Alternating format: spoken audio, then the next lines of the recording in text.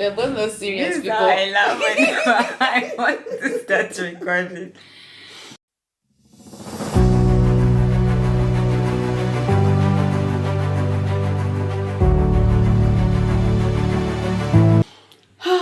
Okay.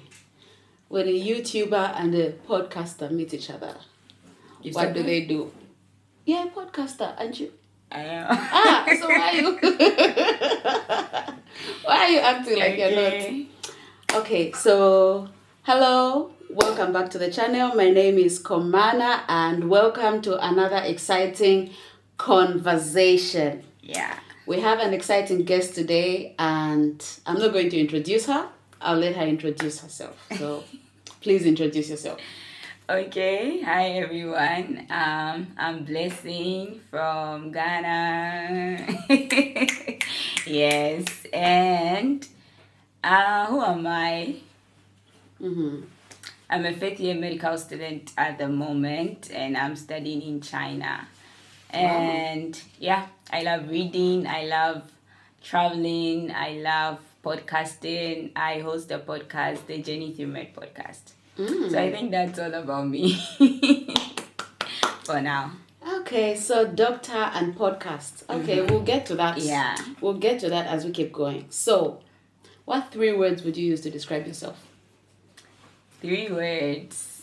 I thought about this for a long time. I think adventurous. I love to try new things out and yeah, go to new places, eat new food and everything, yeah. And I am what am I? Wait, when you said eat new food, I know you're in China and I know the most famous question people back home ask is, have you eaten dog yet? So I'm asking you, have you eaten dog? No. How about snake? Not yet. I'm yet to try that. I'm looking forward to trying it. Hey. Sincerely. Hey. You know, at least before you leave China, you should try some of these things. No, I'm not part of that WhatsApp group. Really? I'm not trying anything I wouldn't eat at home. Okay. No. You've eaten frog before. Yeah. Unknowingly though, but yeah. But you thought it was chicken because I made it taste like chicken. It does. And after that, they were like, okay, it's frog. Yeah. If I ever eat something that I said I'll never eat, don't tell me after I've eaten Really? it. Just keep it to yourself. But there's nothing you can do about it. Yeah, so just keep it to yourself. When you tell me, what am I going to do about it? I won't do anything about it, so just keep it to yourself. Because it will torment me. Yeah, so you just keep it to yourself so that I don't get tormented. Right. You said adventurous. What's the other 2? Hey. How about you answer that for me? Who do you think I am? You want me to describe you? Yes, from the little that you know. Okay, I think you're a very patient person. Okay. Yeah, you're patient. I think patient is one of the words I would use to describe you. Okay. Unless I'm wrong, you can tell me. Yeah. If I'm wrong, you can tell me. Tell me, don't be shy. Oh, I don't think I'm that patient, but Really? I'm growing in patience, so. Oh, then Yeah, your maybe growth that's is the good. side you've seen about me, so. Then your growth is really It's good okay. because some of us, God is still helping us. Okay, so we said adventurous, I said patient. So you say the last one. I'm lovable, I would say. Ah, Dr. Cute. You Yes. see, isn't she lovable? Okay, so lovable, adventurous, and patient. Okay. So we've answered the 3 things, the 3 words we would use to describe you. So we have another question. And the question is, what was your experience moving miles away from home, from your family, to a new country? Okay, that one.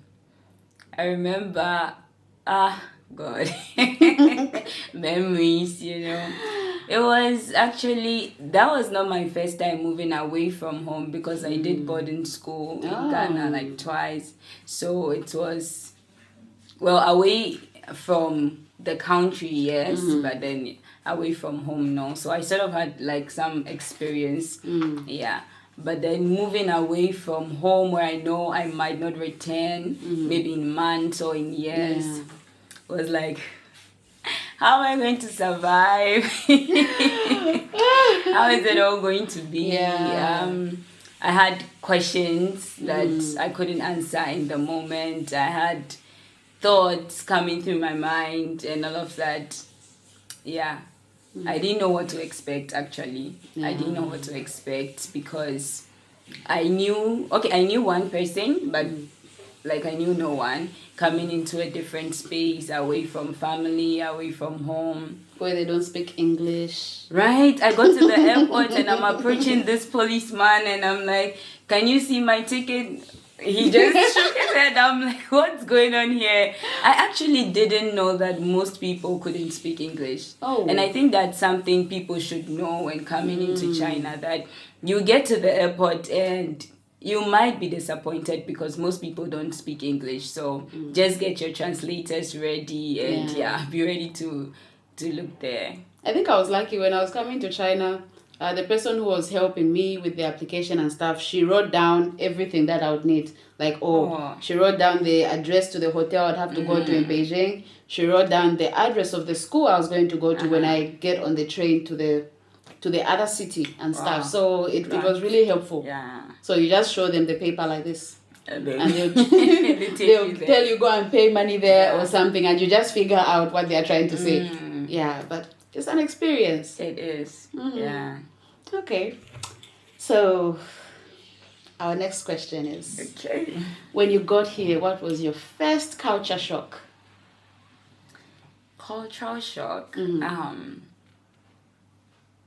Okay, so in Ghana, right, greetings are big. Like, you cannot walk past someone without greeting. They would look at you like, you're so disrespectful. You're that's so rude. like, that's not happening. Yeah. So when I got here and you can just sit in a taxi and not say anything, like the driver just knows where you're going, so takes you directly there, and then boom, you're there. Or you can get into a shop, not even greet or say anything, just take your thing, go scan and pay, and that's it. It's like, okay. Yeah. So that was my biggest cultural shock, like the whole greeting part of everything. I was so shocked. I'm still they in greet shock. here though.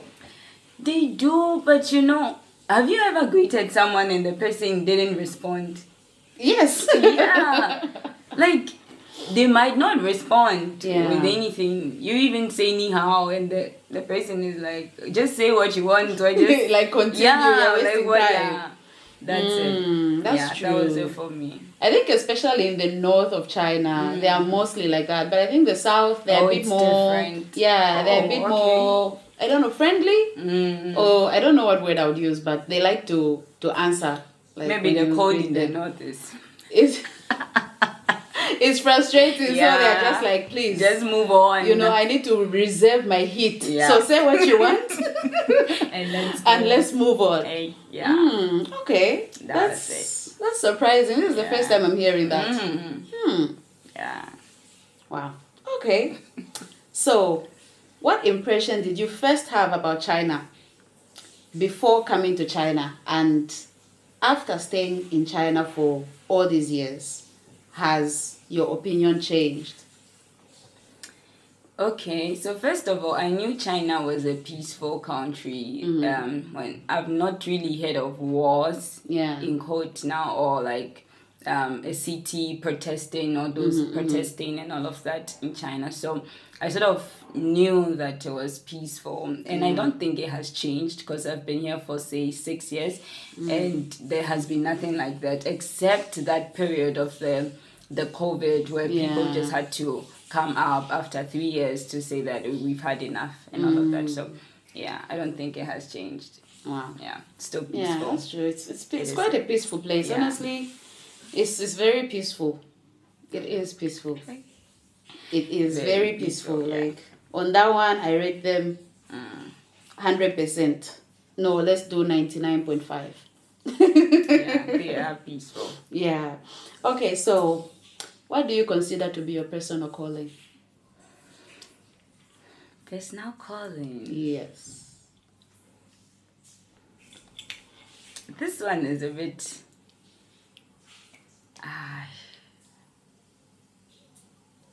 personal calling.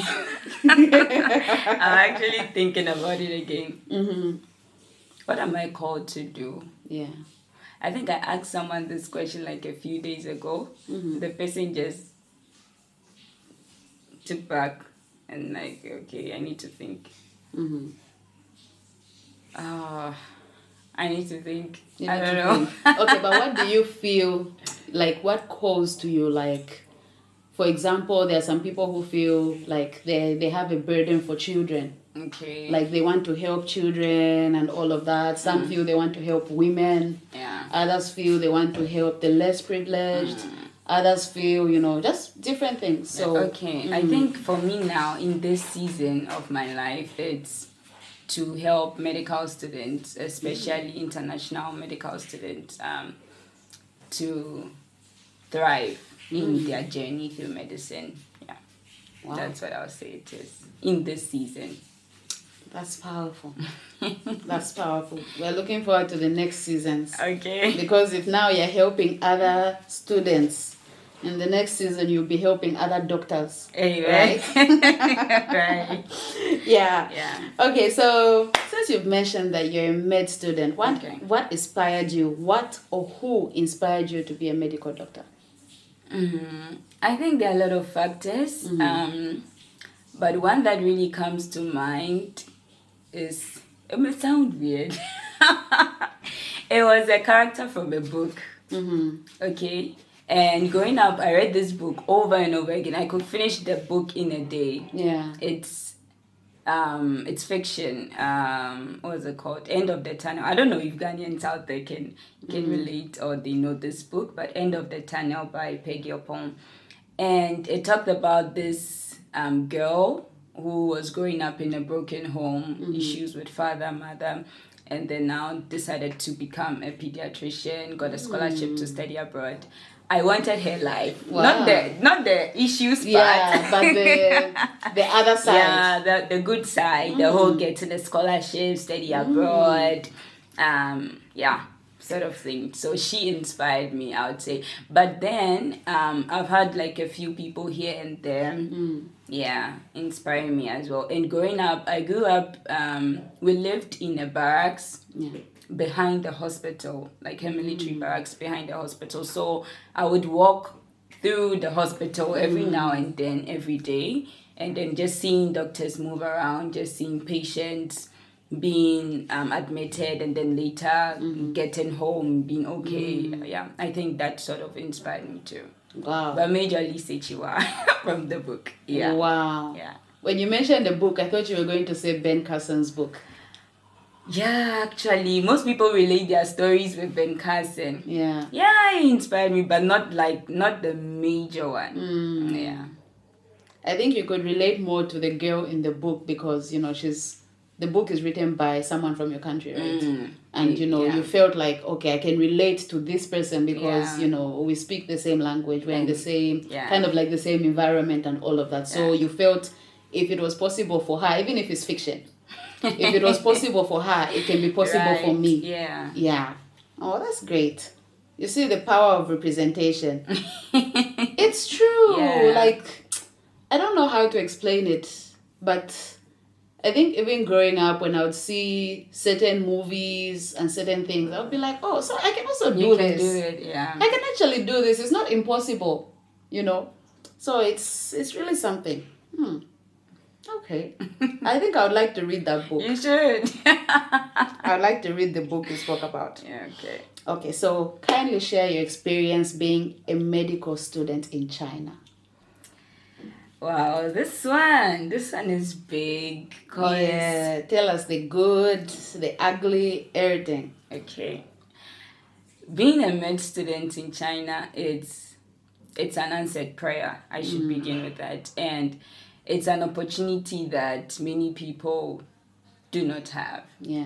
Okay, so that's what I want to begin with, because when the challenges come, that's what I always try to remind myself. See, it's an answered prayer and it's an opportunity many do not have.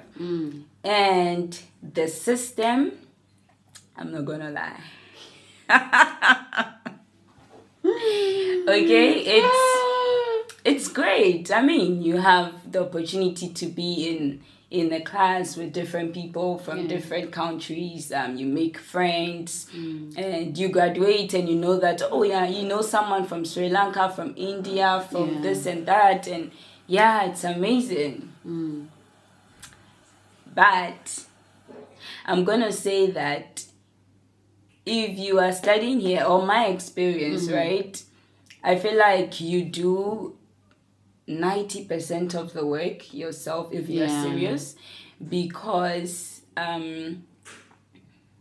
well, I don't know for other schools, other universities, but from what I know from experience and from the stories that I've gotten from people, it's not the best to say that it's not up to that 100% level that you would wish you'd get if you were back home. And many times, you know, we try to compare, okay, people back home are going to the hospital in 3rd year, they are handling patients in 4th year, and I'm like, hey, I'm in 5th year, what am I doing? Mayo, I'm not doing anything. No patient in my care, not like in my care, but well, you see patients, but you just see them. You are not allowed, in quote now, allowed to do anything in that way, to interact with the patient. And the language is also big. The language is big, because if you are in a hospital and you're not able to even ask your patient what's wrong with her or him, and you're not able to communicate, there's no, they speak and you don't understand, and they don't understand what you say, then there's really nothing. Because the foundation of patient care is communication, because if you don't understand what the patient is going through, there's no way you can be able to help them. So I think that's it, my experience in summary. But so it's been great. So that's why most med students have to go back home to do the residency and stuff. So does your school require that? And it's necessary. You need to go. But you can also choose to do it here. I know people who did it here and graduated, but are still working in other countries. Like, they got opportunities in other countries. So it's okay. Wow. Yeah, you can choose to do it here. You can choose to go back home. Wow, that's great. Okay, so how do you merge being a believer and your medical profession? Okay, first of all, I don't think there are two different things, because being a believer is who I am. I can't separate that from myself. That that is me. And being a medical student or becoming a medical doctor is who I'm becoming. I've seen you're obsessed with Viola Davis' book. You see, I'm following you. You're following me. I just keep watching you post the snippets. I'm like, do I have the energy to read this book, or I should just wait for the full gist from Blessing? It's a great one. No, just send me the summary, please. Okay. So most of the time what we do is that we take, I am a Christian, and then now I am a lawyer, I'm an engineer, I'm a doctor, and separate them. But what I want to do and trusting God to do is, they are one.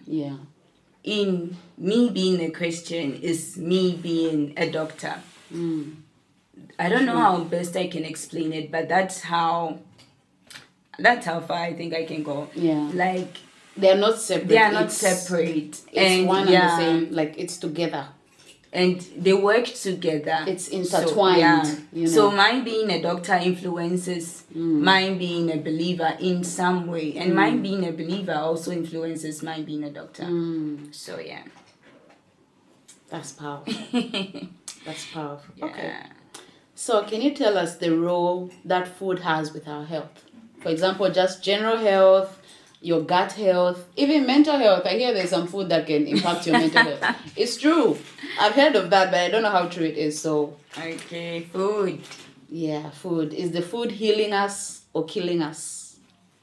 That one. What can we say about that? You know the saying that you are what you eat. Yeah. Yeah. So food is who you are or who you become, like physically speaking. Yeah. Because we live in a body and the body needs food. You cannot live without food. Except, I don't know how. But yeah, you cannot live without food. So I think food affects every part of your system, your body, because not just your body, even your mind. There are certain things that you eat that can affect the way you think in a way. For instance, if you eat chocolate, let's take chocolate for instance. You love chocolate and you have a whole bar of chocolate. It can affect your mood, and that in turn affects your health. Right. So the food that we eat affects every aspect of our lives, be it whatever, mental, physical. Yeah, not spiritual though, because Are you sure food can't affect our spiritual health? If we overeat. It can actually. Gluttony, yes. Yeah. Gluttony can affect your spiritual health. It can. Just thinking about it now. Yeah, it can. So you mentioned chocolate, because I love chocolate. Does the chocolate affect you for good or for bad? I wouldn't say for good or for bad, because in everything there should be a limitation. There should be how you eat it. You don't just say, I love chocolate. Chocolate is good for my health. They come with this dark chocolate. Yeah. So I love dark chocolate. So that's what I'm going to eat from morning till night, Yeah. And you're a food person. Yeah. So, yeah. But, yeah, just try to eat what will... just try to eat healthy and well. Yeah, put in everything in moderation. Moderation. Yeah. Let's moderate. Yeah. Some people will say, oh, I eat vegetables. And when you see the vegetables they're talking about, it's the onion in the chicken that they're talking about. That is the vegetables. And the tomatoes in the sauce. Yes. And there's no other vegetable there. And you're like, which vegetables were you talking about? And the onion. Can't you see? I used a lot of onion. Yeah. I'm like, okay.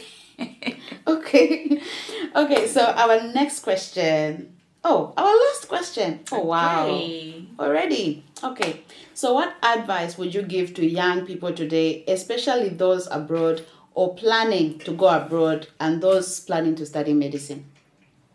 Okay, so if you're planning to go abroad, whether to work or to study, I would say that be prepared mentally, physically, even emotionally, because it calls for that sort of separation, especially if you are young, maybe in your teens or in your early 20s. It calls for that separation from your loved ones, your family, and you're going to miss out on a lot of things. People's relatives got married and they couldn't attend. People's relatives passed away and they couldn't also attend and be there. So you're going to miss out on a lot of things. So just be prepared to miss home, to miss out on people, to miss the food. Gosh, I miss food. To lose relationships and friendships, even like family relationships. Like cousins we grew up with, and then now you're not even close anymore, and you can't blame them. You can't blame them. It's the distance and all of that. And even though we have social media these days, it's just hard sometimes to always check up on people and stuff. So you can't really blame anyone. So and then to those that want to study medicine abroad, first of all, I'll say that you've made a good decision to study medicine abroad, but you also still have to be prepared, because it's not going to be easy. Studying medicine itself, of course, it's not easy. Even at home where you have family supporting you and all of that, it's not easy. Talk less of abroad where you are away from home. So be prepared for the West, that may come. I have had periods where I cried because of an exam, or I cried because I'm missing home and I need someone to talk to. And maybe you're calling, the network is not even going through. WhatsApp, we are begging you, please. We are begging you. So be prepared to for the worst. Hope for the best though, because you meet a lot of people, you have great friends, you have a great time making forming relationships that will change your life, and you know, these years that you are spending away from home actually form a major part of your life. So, and be ready to make decisions that will determine the course of your life in the next years that are ahead. True. Yeah, and enjoy your journey. Yeah. Enjoy the journey, because it's a long ride. You don't just want to go through it just like that. So be ready to enjoy and just make the most out of it. Yeah. Yeah. You see how the answers were very mindful. Okay. Oh my goodness, I don't even know where that thing came from. I tried to find the source of this demura. I don't know if it's demura. I heard someone saying demure. I don't know. I tried finding the source of this word and I haven't figured it out. So I've just given up on the whole thing. The whole thing. Yeah, but you know, thank you so much for being here, Dr. Blessing. Dr. 2B. God, oh, it's already Doctor, please. You've gotten to 5th year. Okay. This is 5th year. What else can happen? You will finish. By force. By force, you must finish. Yeah. You see. So, what's the name of your podcast again?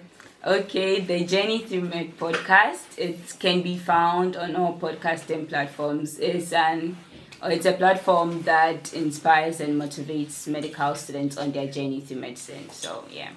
Okay, so I'm going to include a screenshot of it so that you can follow her. Yeah, because, I respect medical students, because I would have never studied medicine. Not because I don't think I'm smart, but because I don't have the passion for people. Like for sick people. No, please.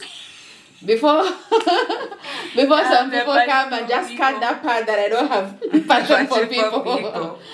I don't have passion, for sick people. Like, that thing of begging them to eat.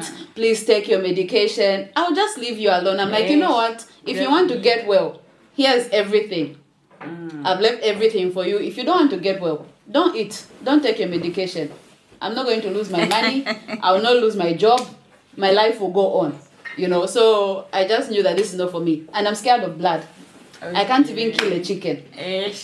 I'm scared of blood. So I knew the hospital was not for me. Yeah. So I just left it there and, we move. I'll focus on food. I'll focus on food. Hospital is not for me. I'll bring food to the hospital. Yeah. We're waiting. Okay, so any final words? Any final words?